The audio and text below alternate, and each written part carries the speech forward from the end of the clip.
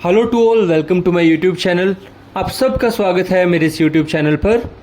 जैसा कि आप सबको पता है, JJA DSSSP टीयर 2 का रिजल्ट आउट हो चुका है। तो firstly congratulations to those candidates who have cleared the exam. अब हमारी नेक्स्ट स्टेज है टीयर 3 टाइपिंग टेस्ट।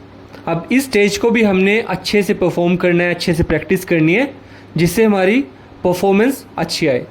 तो उसके लिए हम क्या करने वाले हैं, एक डेली सीरीज़ स्टार्ट करूंगा मैं, जिसमें मैं हर रोज़ अपनी टाइपिंग स्पीड आपके साथ शेयर करूंगा।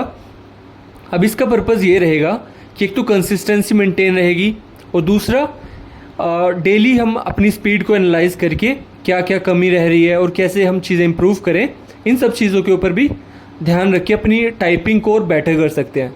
तो please do join me on this journey and let's prepare together. Thank you.